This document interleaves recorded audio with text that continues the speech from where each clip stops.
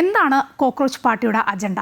Cockroach Janata party മുന്നോട്ട് വെക്കുന്ന ആശയങ്ങൾക്ക് പിന്നിലെ ഉദ്ദേശങ്ങൾ എന്താണ്? പ്രത്യേകിച്ച് വലിയ ആലോചനകളൊന്നുമില്ലാതെ ഈയാമ്പാറ്റകളെ പോലെ പെട്ടെന്ന് എടുത്ത് ചാടുന്ന ഒരു, ഞാനിപ്പോൾ ഈയാമ്പാറ്റ എന്ന് പറഞ്ഞ വേറൊരർത്ഥത്തിലല്ല, അവരുടെ പാർട്ടിയുടെ പേര് അതായതുകൊണ്ട് ഞാൻ പറഞ്ഞതാണ്. CJPയുടെ അക്കൗണ്ട് പൂട്ടിച്ചുവല്ലോ, അതിന് പിന്നിൽ എന്തിനാണ് അവരെ തടയുന്നത്? ഒരു പർട്ടിക്കുലർ സംവിധാനത്തിനോട് മാത്രമായിട്ട് അത്തരത്തിലൊരു വിഷയം ഉണ്ടായിട്ടുണ്ട് എന്നുണ്ടെങ്കിൽ അത് ഇന്റലിജൻസ് ഏജൻസികൾ കൊടുത്തിരിക്കുന്ന റിപ്പോർട്ടിന്റെ അടിസ്ഥാനത്തിലാണ്. നമസ്കാരം. നമ്മുടെ രാജ്യത്ത് പ്രതിഷേധിക്കാനുള്ള സ്വാതന്ത്ര്യത്തിന് യാതൊരു വിലക്കുമില്ല. ഒരു വ്യക്തികൾക്കോ പ്രതിഷേധിക്കാം. പക്ഷേ ഒന്നേയുള്ളൂ, ആ സംഘടിത നീക്കം രാജ്യസുരക്ഷയ്ക്ക് ഭീഷണി ഉയർത്തുന്നതാവരുത്. രാജ്യത്ത് ഈ അടുത്ത നാളുകളിൽ കേൾക്കാൻ തുടങ്ങിയ സോഷ്യൽ മീഡിയ കൂട്ടായ്മയായ കോക്രോച്ച് ജനതാ പാർട്ടിക്കും അങ്ങനെ രാജ്യവിരുദ്ധ അജണ്ടകളൊന്നും ഇല്ലെങ്കിൽ സധൈര്യം മുന്നോട്ട് പോകാവുന്നതാണ്. എന്താണ് കോക്രോച്ച് പാർട്ടിയുടെ അജണ്ട? കോക്രോച്ച് ജനതാ പാർട്ടി മുന്നോട്ട് വയ്ക്കുന്ന ആശയങ്ങൾക്ക് പിന്നിലെ ഉദ്ദേശങ്ങൾ എന്താണ്? CJPയെ ഇല്ലാതാക്കാൻ ശ്രമം നടക്കുന്നുണ്ടോ? നമുക്ക് പരിശോധിക്കാം. എനിക്കൊപ്പം ഇപ്പോൾ BJP വക്താവ് ശ്രീ യുവരാജ് ഗോകുൽ ചേരുകയാണ്. യുവരാജ്, നമസ്കാരം. നമസ്കാരം. യുവരാജ്, ഈ സുപ്രീം കോടതി ചീഫ് ജസ്റ്റിസ് സൂര്യകാന്ത് നടത്തിയൊരു പരാമർശമുണ്ടല്ലോ, അതിൽ നിന്നാണല്ലോ ഈ കോക്രോച്ച് ജനതാ പാർട്ടിയുടെ ഒരു തുടക്കം.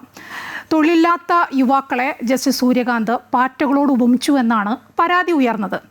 എത്ര ഉന്നത സ്ഥാനത്തിരിക്കുന്ന വ്യക്തിയായാലും കാരണമില്ലാതെ ആരെയും ഇകഴ്ത്തി കാണിക്കരുത്. പക്ഷേ സൂര്യകാന്തിൻ്റെ പരാമർശം പരിശോധിക്കുമ്പോൾ മനസ്സിലാവുന്നത് വ്യാജ ബിരുദങ്ങൾ ഉപയോഗിച്ച് മാധ്യമ മേഖലകളിലേക്ക് കടന്നു കയറാൻ ശ്രമിക്കുന്നവരെയും വ്യവസ്ഥിതിയെ നിരന്തരം വിമർശിക്കുന്ന ചിലരെയുമാണ് അദ്ദേഹം കോക്രോച്ചുകളോട്, പച്ചമലയാളത്തിൽ പറഞ്ഞാൽ പാറ്റകളോട് ഉപമിച്ചത്. അതിലെന്താണ് തെറ്റ്? അല്ല, അതിനകത്ത് അദ്ദേഹം പറഞ്ഞതിനകത്ത് തെറ്റുണ്ട് എന്ന് നമുക്കിപ്പോൾ പറയാൻ സാധിക്കുന്നില്ല. കാരണം അദ്ദേഹം തന്നെ വ്യക്തമാക്കിയിട്ടുണ്ട്. അദ്ദേഹം പറഞ്ഞത് ഈ രാജ്യത്തെ ചെറുപ്പക്കാരെ ഒന്നും അല്ല ഉദ്ദേശിച്ചിരിക്കുന്നത്, വ്യാജ ഡിഗ്രികൾ ഉപയോഗിച്ചുകൊണ്ട് കോടതി മുറിക്കകൾക്ക് അത്തുവന്ന് വലിയ പ്രശ്നങ്ങൾ ഉണ്ടാക്കുന്ന ആൾക്കാരെ കുറിച്ചിട്ടാണെന്നുള്ള കാര്യം. പക്ഷേ അതിനെ കൃത്യമായി മുതലെടുത്തുകൊണ്ട് അതിനകത്തൊരു നമ്മൾ ഈ ഹൂക്ക് വേർഡ് എന്നൊക്കെ പറയുന്ന പോലത്തെ പുതിയ ചില കാര്യങ്ങളുണ്ട്. ഇപ്പോൾ നമ്മൾ ഈ പുതിയ സിനിമകളിൽ പാട്ട് എഴുതുമ്പോൾ ഒരു ഹൂക്ക് വേർഡ് ഉണ്ടാവണം എന്ന് പറയും. അതുപോലൊരു ഹൂക്ക് ചെയ്യാൻ പറ്റുന്ന ഒരു സാധനം കോക്രോച്ച് എന്ന് പറയുന്നത് എടുത്തുകൊണ്ട് വളരെ ഭംഗിയായിട്ട് മുമ്പോട്ട് കൊണ്ടുവന്ന് അതിൻ്റെ പുറത്തൊരു ക്യാമ്പയിൻ സെറ്റ് ചെയ്യാൻ എന്നെ കൂടുതൽ അതിനകത്ത് ആ വിഷയത്തിനകത്ത് വളരെ ഇൻട്രസ്റ്റിംഗ് ആക്കുന്നതെന്ന് പറഞ്ഞു കഴിഞ്ഞാൽ ആ ടൈമിംഗ് വളരെ പ്രധാനമാണ്. ഒന്ന് വെസ്റ്റ് ബംഗാൾ തിരഞ്ഞെടുപ്പ് കൂടി കഴിയുന്നതോടുകൂടി, അതിൻ്റെ റിസൾട്ട് വരുന്നതോടുകൂടി BJP ഒരു പരിധിവരെയുള്ള വലിയൊരു ശക്തി ആയി എന്നും അടുത്ത 2029 ഇനി BJP എന്തായാലും തിരിച്ചു വരുമെന്നുമുള്ള ഒരു നറേറ്റീവ് പെട്ടെന്ന് നമ്മുടെ നാട്ടിൽ സെറ്റ് ചെയ്തുകൊണ്ടിരിക്കപ്പെടുന്നൊരു സമയമാണ്. വെസ്റ്റ് ബംഗാൾ പിടിച്ചെടുക്കുക എന്ന് പറഞ്ഞാൽ അത്രയും പ്രധാനപ്പെട്ട ഒരു കാര്യമായിരുന്നു. പർട്ടിക്കുലർലി നമ്മുടെ നേഷൻ സെക്യൂരിറ്റിയുടെ ആംഗിളിലൂടെ നോക്കുന്ന സമയത്ത് ഏറ്റവും പ്രധാനപ്പെട്ട കാര്യം. അപ്പോൾ അത് സംഭവിച്ചു കഴിഞ്ഞു. ഇനി നമ്മുടെ രാജ്യത്തെ പ്രതിപക്ഷ പാർട്ടികൾക്ക് പ്രത്യേകിച്ചൊന്നും ചെയ്യാൻ വേണ്ടിയിട്ടില്ല എന്ന് പറയുന്നൊരു സാഹചര്യത്തിലാണ് നിൽക്കുന്നത്. BJP ഗവൺമെൻറ് അതിഗംഭീരമായിട്ട് മുമ്പോട്ട് പോയിക്കൊണ്ടിരിക്കുകയാണ്.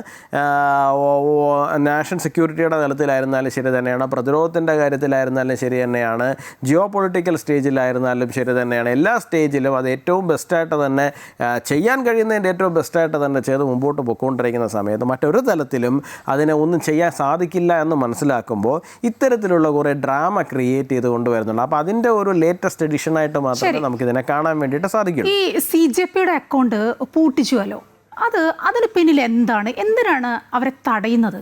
രാജ്യസുരക്ഷയെ ബാധിക്കുമെന്ന പലതും ഇവരിൽ ആരോപിക്കപ്പെട്ടിട്ടുണ്ട്. അതുകൊണ്ടാണോ അങ്ങനെ പൂട്ടിച്ചത്? മയച്ച് നമ്മുടെ നാട്ടിൽ എത്രയോ പേജ്, ഇവിടെ നമ്മുടെ നാട്ടിലെ പോരാളി ഷാജി മുതൽ എത്രയോ ഫേസ്ബുക്ക് പേജുകൾ, എത്രയോ സോഷ്യൽ മീഡിയ പേജുകൾ BJPയെ കുറിച്ചിട്ട് വളരെ മോശമായിട്ട് പറയുന്നുണ്ട്. നരേന്ദ്രമോദിജിയെ കുറിച്ചിട്ട് വളരെ മോശമായിട്ട് കാരിക്കേച്ചർ വരച്ചും എന്തൊക്കെ ചെയ്തുകൊണ്ടും എത്രയോ സോഷ്യൽ മീഡിയ പേജസ് ഇവിടെ ഓടുന്നുണ്ട്. അതിനെ ഏതെങ്കിലും ആരെങ്കിലും ബാൻ ചെയ്യുന്നുണ്ടോ?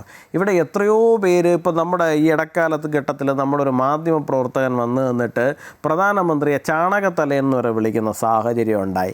ആ ചാനൽ അവിടെ തന്നെ ഇല്ലേ? അല്ലെങ്കിൽ ആ മാധ്യമ പ്രവർത്തകൻ എന്തെങ്കിലും സംഭവിച്ചു ഇല്ല? ഇതൊക്കെ നമ്മുടെ നാട്ടിൽ നടക്കുന്നുണ്ടല്ലോ. ഇതൊക്കെ നടക്കായികയൊന്നുമില്ലല്ലോ. ഇതൊക്കെ സ്വാഭാവികമായിട്ട് സംഭവിക്കുന്നുണ്ട്. അപ്പോൾ ഒരു പർട്ടിക്കുലർ സംവിധാനത്തിനോട് മാത്രമായിട്ട് അത്തരത്തിലൊരു വിഷയം ഉണ്ടായിട്ടുണ്ട് എന്നുണ്ടെങ്കിൽ അത് ഇന്റലിജൻസ് ഏജൻസികൾ കൊടുത്തിരിക്കുന്ന റിപ്പോർട്ടിൻ്റെ അടിസ്ഥാനത്തിലാണെന്നാണ് ഞാൻ മനസ്സിലാക്കുന്നത്. അത് വിമർശനം ഭയന്നിട്ടോ പരിഹാസം ഭയന്നിട്ടോ അത്തരത്തിലൊന്നുമല്ല. പകരം ഈ ജനങ്ങൾക്കിടയിലേക്ക് ചില തെറ്റിദ്ധരിപ്പിക്കുവാൻ വേണ്ടിയിട്ടുള്ള ചില ചില സാധനങ്ങൾ ഞാൻ ആദ്യം പറഞ്ഞ പോലെ തന്നെ ചില ഹുക്ക് പോയിന്റ്സ് ആയിട്ട് ഇട്ട് കൊടുത്തുകൊണ്ട് അതിൽ പിടിച്ചുകൊണ്ട് പിന്നെ അങ്ങോട്ട് വ്യാപകമായ തെറ്റിദ്ധരിപ്പിക്കലുകളാണ്. ഇപ്പോൾ നമ്മുടെ ആൻഡമാൻ നിക്കോബറുമായിട്ട് ബന്ധപ്പെട്ടിട്ട് നമ്മൾ വലിയൊരു ഡെവലപ്മെൻറ്റ് പ്രോജക്റ്റിലേക്ക് അവിടെ വരുന്നുണ്ട്.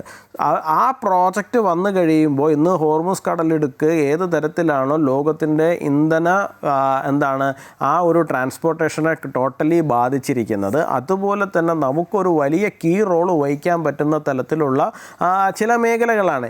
ഇവരുടെയൊക്കെ പ്രൊട്ടസ്റ്റ് ഓരോ വഴി തിരിഞ്ഞ് അങ്ങോട്ടേക്കൊക്കെ തിരിച്ചു വിടാനുള്ള സാഹചര്യങ്ങളും ഇതിനെ പിൻപറ്റി ഉണ്ടാകാം. എനിക്കറിയില്ല, അതുകൊണ്ടാണ് എന്നൊന്നും ഞാൻ പറയുന്നില്ല കേട്ടോ. ഞാൻ പറയുന്നതാണ് ഈ തരത്തിൽ പല തരത്തിൽ ഇത്തരം ക്യാമ്പയിൻസിനെ കൊണ്ടെത്തിക്കാൻ വേണ്ടിയിട്ട് സാധിക്കും. ഇത് പ്രത്യേകിച്ച് വലിയ ആലോചനകളൊന്നുമില്ലാതെ ഇയാംപാറ്റകളെ പോലെ പെട്ടെന്ന് എടുത്ത് ചാടുന്ന ഒരു, ഞാനിപ്പോൾ ഇയാംപാറ്റ എന്ന് പറഞ്ഞ വേറൊരർത്ഥത്തിലല്ല, അവരുടെ പാർട്ടിയുടെ പേര് അതായതുകൊണ്ട് ഞാൻ പറഞ്ഞതാണ്, അല്ലെങ്കിൽ ആ ഒരു മൂവ്മെൻറ്റിൻ്റെ പേര് അതാണ്. അതുപോലെ എടുത്ത് ചാടാൻ പോകുന്ന കുറച്ച് ആൾക്കാരാണ്. അവർക്ക് പെട്ടെന്ന് മുന്നോട്ട് എന്താണ് പിറകോട്ട് എന്താണ് ഇതൊന്നും ചിന്തിക്കുന്നില്ല.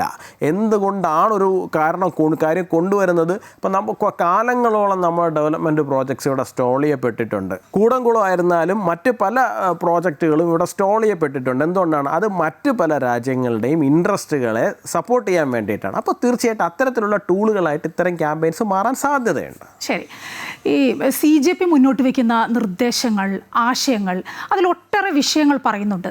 ജുഡീഷ്യൽ പരിഷ്കാരം, വോട്ടവകാശം സംരക്ഷിക്കൽ, വനിതാ സംവരണം, മാധ്യമ സ്വാതന്ത്ര്യം, കൂറുമാറ്റ നിരോധനം, ഇതൊക്കെ കേട്ടു. പക്ഷേ ഈ ആശയങ്ങൾ എടുത്തു പരിശോധിച്ചാൽ, ഉദാഹരണത്തിന് മാധ്യമ സ്വാതന്ത്ര്യം എടുത്താൽ, വൻകിട കോർപ്പറേറ്റുകളുടെ ഉടമസ്ഥയിലുള്ള മാധ്യമങ്ങളെ ലൈസൻസ് റദ്ദാക്കണമെന്ന ആവശ്യം ഉണ്ടല്ലോ. അത് എങ്ങനെയാണ് CJPക്ക് താല്പര്യമില്ലാത്തവരെ ഒഴിവാക്കുക എന്നത് അംഗീകരിക്കാനാവുമോ? അംബാനി അല്ലെങ്കിൽ അദാനി അവരുടെയൊക്കെ മീഡിയ ലൈസൻസ് റദ്ദാക്കണമെന്ന് പറഞ്ഞാൽ അത് ഏകപക്ഷീയമായൊരു തീരുമാനമായി മാറില്ലേ? അല്ല, ഇതുകൊണ്ടാണ് ഞാൻ പറഞ്ഞത് ഇയാംപാറ്റകളെ പോലെ ഇവരെടുത്ത് ചാടി നടന്ന് ചിന്താശേഷി വേണ്ടേ. നോക്കൂ, ഇന്ത്യയിൽ ഏതൊരു പൗരനും മാധ്യമ സ്ഥാപനം തുടങ്ങാൻ അവകാശമുണ്ടെന്നേ. അപ്പോൾ നിങ്ങളുടെ കയ്യിൽ കുറച്ച് കാശ് കൂടുതലുള്ളത് കൊണ്ട് നിങ്ങൾ തുടങ്ങാൻ പാടില്ല എന്ന് പറയുന്നത് ഇവരാണോ സത്യസന്ധതയുടെ സർട്ടിഫിക്കറ്റ് കൊടുക്കുന്ന ആൾക്കാർ? അതുപോലെ തന്നെ ചില ആൾക്കാർ രാജ്യസഭയിൽ മത്സരിക്കാൻ പാടില്ല. നോക്കൂ, ചീഫ് ജസ്റ്റിസ് ആയിട്ടുള്ള ആൾക്ക് ഇന്ത്യൻ പൗരനല്ലേ. ഇന്ത്യൻ പൗരൻ എവിടേക്കാണ് മത്സരിക്കാൻ അവകാശമില്ലാത്തത്? ഇന്ത്യൻ പൗരനാണെങ്കിൽ രാഷ്ട്രപതിയായിട്ട് മത്സരിക്കാനുള്ള അവകാശം ഉണ്ടല്ലോ, പരിശ്രമിക്കാമല്ലോ. ഇനി നാളെ ചീഫ് ജസ്റ്റിസ് തോന്നുന്നു എനിക്ക് നാളെ പഞ്ചായത്ത് തെരഞ്ഞെടുപ്പിൽ മത്സരിക്കും, ഉടനെ ഇവർ വന്നിട്ട് വേണ്ടാന്ന് പറയുമോ? പഞ്ചായത്തിൽ മത്സരിക്കാം, നിയമസഭയിൽ മത്സരിക്കാം, ലോക്സഭയിൽ മത്സരിക്കാം, രാജ്യസഭയിൽ, ഓരോരുത്തരുടെ സ്വാതന്ത്ര്യമാണെന്നേ. അതുപോലെ തന്നെ ചാനലുകൾ, ഞാൻ ചോദിക്കട്ടെ, കേരളത്തിൽ നിന്ന് നിലനിൽക്കുന്ന വ്യവസ്ഥാപിതമായിട്ടുള്ള രാഷ്ട്രീയ ചാനലുകളുടെ തലപ്പത്തിരിക്കുന്നവരാരും വേറെ ബിസിനസ് ചെയ്യാൻ പാടില്ല എന്ന് ഈ ഭരണഘടനയുടെ ഏത് വകുപ്പ് വെച്ചിട്ടാണ് ഇവർ അവകാശപ്പെടാൻ വേണ്ടിയിട്ട് പോകുന്നത്? ഒരു പൗരൻ ഈ രാജ്യത്ത് വ്യത്യസ്തങ്ങളായിട്ടുള്ള ബിസിനസ് ചെയ്യാനുള്ള അവകാശമില്ല. അയാൾക്ക് മീഡിയയിൽ ഇൻവെസ്റ്റ് ചെയ്യാൻ അവകാശമുണ്ട്, അയാൾക്ക് നാളെ മറ്റൊരു സ്ഥലത്തായിരിക്കും ഇൻവെസ്റ്റ് ചെയ്യാൻ അവകാശമുള്ള. അപ്പോൾ യാതൊരു ബോധവും ഇല്ലാണ്ടാണ് ഇത്തരത്തിലുള്ള ക്യാമ്പയിനുകളുടെ പുറകിൽ എടുത്ത് ചാടുന്നത്. കേൾക്കുമ്പോൾ ഇത് വലിയ സംഭവം. പക്ഷേ ഒറ്റ കാര്യമേ ഉള്ളൂ, നമ്മുടെ നാട്ടിൽ തൊഴിലില്ലായ്മയുണ്ട്, ഈ പരീക്ഷാ പേപ്പർ ചോർച്ച, അതിപ്പോൾ നമ്മൾ കേട്ടുകൊണ്ടിരിക്കുകയാണ്. നീറ്റ് ആവട്ടെ, CBSE, അത്തരം വിവാദങ്ങളൊക്കെ ഉണ്ട്. ഇതൊക്കെ മുൻനിർത്തിക്കൊണ്ട് യുവാക്കളെ കയ്യിലെടുക്കുക, അങ്ങനെയാണെന്നാണ് തോന്നുന്നത്. അവരുടെ ഒരു ടാഗ്ലൈനൊക്കെ ഉണ്ടല്ലോ, വ്യവസ്ഥിതി ഒരു അഴുക്കുചാലാണെങ്കിൽ അവിടെ പാറ്റകൾ ഉയർന്നു വരിക തന്നെ ചെയ്യും. ആ ലൈനിൽ ജെൻസി തലമുറ ഈ അധിക്ഷേപത്തെ ഒരു വലിയ ഡിജിറ്റൽ പ്രതിഷേധമാക്കി മാറ്റിയെടുത്തിരിക്കുകയാണ്. അങ്ങനെയല്ലേ സംഭവിച്ചത്? അല്ല, എനിക്ക് അതിനകത്ത് പറയാനുള്ളത് വളരെ വ്യക്തമായിട്ട് ഞാൻ വളരെ ട്രാൻസ്പെറൻ്റ് ആയിട്ടൊരു കാര്യം പറയാം.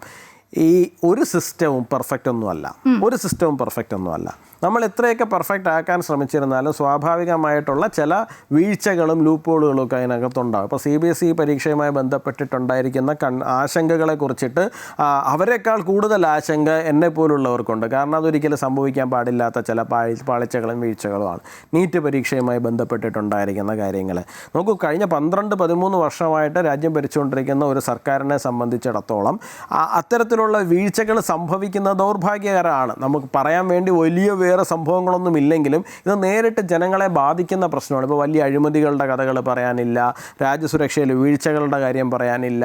ഞാൻ നേരത്തെ പറഞ്ഞ പോലെ തന്നെ ജിയോ പൊളിറ്റിക്കൽ സ്റ്റേജിൽ നമ്മൾ ഏറ്റവും ഭംഗിയാണ്. പക്ഷേ ഏറ്റവും പ്രാഥമികമായ ചില കാര്യങ്ങളിൽ, ഏറ്റവും അടിസ്ഥാനപരമായ കാര്യങ്ങളിൽ ഉണ്ടാകുന്ന വീഴ്ചകൾ തീർച്ചയായിട്ടും ഓരോ വീടുകളെയും ബാധിക്കുന്ന വിഷയമാകുമ്പോൾ ആ വിഷയങ്ങളിൽ വലിയ രീതിയിലുള്ള വൈകാരികതകൾ ഉണ്ടാകാൻ സാധ്യതയുണ്ട്.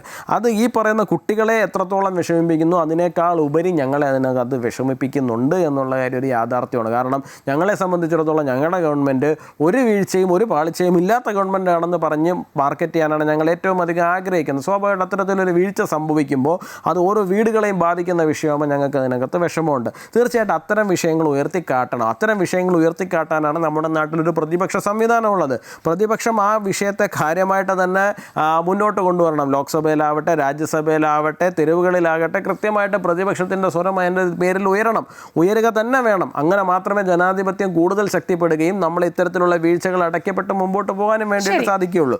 അപ്പോൾ ഈ വീഴ്ചകളെ മറ്റൊരു തലത്തിൽ വേറെ ചില ശക്തികൾ വന്ന് മുതലെടുക്കുന്ന ഒരു സാഹചര്യം എന്ന് പറയുന്നത് നമുക്ക് അത്ര നിഷ്കളങ്കമായിട്ട് അതിനെ കണ്ടിരിക്കാനാവില്ല. യുവരാജ്, ഇവർ പറഞ്ഞ മറ്റൊരു ആശയം എന്ന് പറയുന്നത് ഈ വോട്ടവകാശം സംരക്ഷിക്കണം. അത് വേണം, അതിൽ തർക്കമൊന്നുമില്ല. യഥാർത്ഥ വോട്ടർമാരുടെ വോട്ട് പട്ടികയിൽ നിന്ന് നീക്കം ചെയ്താൽ അതിന് കാരണക്കാരായ തെരഞ്ഞെടുപ്പ് ഉദ്യോഗസ്ഥർക്കെതിരെ UAPA ചുമത്തണം, അറസ്റ്റ് ചെയ്യണം എന്നൊക്കെയാണ് പറഞ്ഞത്. പക്ഷേ വോട്ട് പട്ടികയിൽ നിന്ന് നീക്കം ചെയ്തത് യഥാർത്ഥ വോട്ടറെ തന്നെയാണോ എന്ന് പരിശോധിച്ചിട്ടാണോ ഇവർ ഈ ആവശ്യം ഉന്നയിച്ചിരിക്കുന്നത് എന്ന കാര്യത്തിലാണ് ഒരു വ്യക്തത ഇല്ലാത്തത്. അല്ല, അവരുടെ ആവശ്യം അവരിപ്പോൾ UAPA ചുമത്തണം എന്ന് പറഞ്ഞു കഴിഞ്ഞാൽ ഞാൻ അതിനെതിരെ നിൽക്കുന്ന ആളൊന്നുമല്ല. അത് മറ്റൊന്നും കൊണ്ടല്ല ഞാൻ പറയുന്നത്. കാരണം എത്രയധികം ആൾക്കാർ കൂടുതൽ വോട്ട് ചെയ്യുമോ അത്രയും അധികം BJPക്ക് ജയസാധ്യത ഉണ്ട് എന്ന് വിശ്വസിക്കുന്ന ഒരാളാണ് ഞാൻ. ഇപ്പോൾ നെടുമങ്ങാട് നിയോജക മണ്ഡലത്തിൽ മത്സരിച്ചിട്ട് വന്ന ഒരാളാണ് ഞാൻ. എന്നെ സംബന്ധിച്ചിടത്തോളം ഞാൻ വോട്ട് ചോദിക്കാൻ വേണ്ടി ഓരോ പ്രദേശത്തും എത്തുമ്പോൾ വോട്ടില്ലാതെ നിൽക്കുന്ന പല ആൾക്കാർ, ഓരോ ബൂത്തിലും 20ഉം 25ഉം ആൾക്കാർക്ക് വോട്ടില്ല. ഞങ്ങളുടെ പാർട്ടിയുടെ അനുഭാവികളായിട്ടുള്ള വോട്ടർമാർക്ക് എന്നുള്ളത് ഞാൻ കണ്ടുകൊണ്ടിരിക്കുന്ന ഒരു പ്രശ്നമാണ്. അപ്പോൾ ഈ സംഘടിതമായിട്ടുള്ള മതന്യൂനപക്ഷങ്ങൾ വളരെ കൃത്യമായിട്ട് അവരുടെ വോട്ടർ പട്ടികയിൽ വോട്ട് ചേർപ്പിക്കുന്നുണ്ട്. അല്ലാത്ത ആൾക്കാരാണ്, ഭൂരിപക്ഷ സമുദായത്തിൻ്റെ ആൾക്കാരാണ് ഇതിനെ കുറച്ചുകൂടി ലാഘവത്തോടുകൂടി. അതുകൊണ്ട് ഏറ്റവും അവസാനത്തെ ആൾക്ക് വരെ വോട്ട് ഉണ്ടാവുക എന്ന് പറയുന്നത് പ്രധാനമാണ്. പക്ഷേ ഇവിടെയും പ്രശ്നം എന്ന് പറഞ്ഞു കഴിഞ്ഞാൽ ഇവരിത് കുറച്ച് ആൾക്കാരെ ഹരം പിടിപ്പിക്കാൻ വേണ്ടി മാത്രം പറയുന്നതാണ്. UAPA ചുമത്തണം എന്നൊക്കെ പറഞ്ഞിട്ട് നമുക്ക് ആർക്കെതിരെയാണ് ചുമത്തേണ്ടത്? BLOമാരാണ് ഈ പറയുന്ന വോട്ടർ പട്ടികയിൽ പേര് കൃത്യമായിട്ട് വെരിഫൈ ചെയ്ത് അത് ചേർപ്പിക്കാനുള്ള സാധനം ചെയ്യേണ്ടത്. ഈ BLOമാരാരാ? ഓരോ സംസ്ഥാന സർക്കാരിൻ്റെയും കീഴിലുള്ള സാധാരണ ഉദ്യോഗസ്ഥരാണ്. അല്ലാണ്ട് ഏറ്റവും മുകളിലിരിക്കുന്ന തെരഞ്ഞെടുപ്പ് കമ്മീഷൻ്റെ ഓഫീസിൽ ഇരിക്കുന്ന 50 പേര് ചേർന്നിട്ടല്ല ഈ പറയുന്ന ഫുൾ പ്രോസസ്സ് ചെയ്തുകൊണ്ടിരിക്കുന്നത്. ഏറ്റവും താഴെത്തട്ടിലുള്ള സാധാരണക്കാരായിട്ടുള്ള സർക്കാർ ജീവനക്കാരാണ് ഈ പ്രോസസ്സിൻ്റെ അകത്ത് ഭാഗമായിക്കൊണ്ടിരിക്കുന്നത്. അവരാണ് പോകുന്നത്, വെരിഫൈ ചെയ്യുന്നത്, വോട്ടർ പട്ടികയിൽ പേര് ചേർപ്പിക്കുന്നത്, കൊടുക്കുന്ന ഡേറ്റ അനുസരിച്ച് വോട്ട് ഡിലീറ്റ് ചെയ്യിപ്പിക്കാനുള്ള പ്രോസസ്സിലേക്ക് പോകുന്നത്, ഇല്ലേ? അപ്പോൾ ഇവരാർക്കെതിരെ ഇപ്പം പറയുമ്പോൾ എന്താണ് തിരഞ്ഞെടുപ്പ് കമ്മീഷൻ്റെ ഈ തിരഞ്ഞെടുപ്പ് കമ്മീഷൻ്റെ ഉദ്യോഗസ്ഥരല്ല ഇത് മുഴുവനും മാനേജ് ചെയ്യുന്നതെന്നുള്ളതിനെ കുറിച്ചിട്ട് ബേസിക്കായിട്ട് അവർക്ക് മനസ്സിലാവേണ്ടതുണ്ട്. ഏതായാലും ഈ കോക്രോച്ച് ജനതാ പാർട്ടിയുടെ ഭാവി അത് എങ്ങനെയായിരിക്കും, എങ്ങനെ കാണുന്നത്? അല്ല, അതെങ്ങനെയോ പോട്ടെ. നമ്മളെ സംബന്ധിച്ചിടത്തോളം നമ്മളെപ്പോഴും ഫോക്കസ് ചെയ്യേണ്ടത് നമ്മൾ ചെയ്യുന്ന പ്രവർത്തനങ്ങൾ ഏറ്റവും ജെന്യുവിനായിട്ട് ഏറ്റവും ഭംഗിയായിട്ട് മുമ്പോട്ട് കൊണ്ടുപോകുക എന്നുള്ളതാണ്. ഇന്ന് ഈ നരേന്ദ്രമോദി സർക്കാരിനെതിരെ കഴിഞ്ഞ 12 വർഷങ്ങൾക്കിടയിൽ എന്തൊക്കെ തരത്തിലുള്ള മൂവ്മെൻറ്റുകൾ, എന്തൊക്കെ തരത്തിലുള്ള ക്യാമ്പയിൻസ് കൊണ്ടുവരാൻ വേണ്ടിയിട്ട് ശ്രമിച്ചു, അതൊന്നും നിലനിന്നിട്ടില്ല. നിലനിൽക്കാത്തതിൻ്റെ റീസൺ എന്ന് പറയുന്നത് അതിൻ്റെ ഒന്നും ബേസ് ജെനുവിനിറ്റി ഇല്ലാത്തതായത് കൊണ്ടാണ്. അതായത് എന്താണോ അവർ കുറ്റം പറയുന്നത് ആ സാധനത്തിനകത്ത് യാതൊരു ജെനുവിനിറ്റി ഇല്ല, ബേസ് ഇല്ല എന്നുള്ളതിനെ പബ്ലിക്കിന് അറിയാമെന്നുള്ളത് കൊണ്ടാണ്. അതുകൊണ്ട് തന്നെ ഇവരും വിഷയങ്ങൾ ഉയർത്തട്ടെ. വിഷയം ജെനുവിനാണെന്നുണ്ടെങ്കിൽ തീർച്ചയായിട്ടും പൊതുജനം അവർക്കൊപ്പം. ഞാൻ പറയുന്നത് എന്താണ്, BJPക്ക് അനുകൂലമായി എല്ലാവരും നിൽക്കുന്നൊന്നുമല്ല ഞാൻ പറയുന്നത്. പൊതുജനം എന്ന് പറയുന്നൊരു വലിയ വിഭാഗം പുറത്തുണ്ട്. അതിനെ BJPയും കുറച്ച് കാണാൻ പാടില്ല, CJPയും കുറച്ച് കാണാൻ പാടില്ല, പ്രതിപക്ഷവും കുറച്ച് കാണാൻ വേണ്ടിയിട്ട് പാടില്ല. അവർ ഉയർത്തുന്ന വിഷയങ്ങളിൽ ജെനുവിനിറ്റി ഉണ്ടെന്നുണ്ടെങ്കിൽ അവർക്ക് കൂടുതൽ മുമ്പോട്ട് പോകാൻ സാധിക്കും. ശരി, വളരെയധികം നന്ദി ഗോകുൽ ഈ അവസരത്തിൽ ഞങ്ങളോട് സംസാരിച്ചതിന്. ഏതായാലും ജനരോഷം മുഖവിലക്കെടുക്കണം. അവർക്ക് പറയാനുള്ളത് എന്താണ് എന്ന് കേൾക്കുക തന്നെ ചെയ്യണം. തിരുത്തേണ്ടതുണ്ടെങ്കിൽ തിരുത്താനും തയ്യാറാവണം. അതോടൊപ്പം ഒറ്റ കാര്യമേ ഉള്ളൂ, ചില ആശയങ്ങൾ മുന്നോട്ട് വെച്ച് രാജ്യത്തെ യുവതലമുറയെ കയ്യിലെടുത്ത ആശയങ്ങളുടെ മറവിൽ മറ്റെന്തെങ്കിലും ഗൂഢലക്ഷ്യങ്ങളുണ്ടെങ്കിൽ അത്തരം കൂട്ടായ്മയ്ക്ക് രാജ്യം താഴിടുക തന്നെ വേണം. നമസ്കാരം.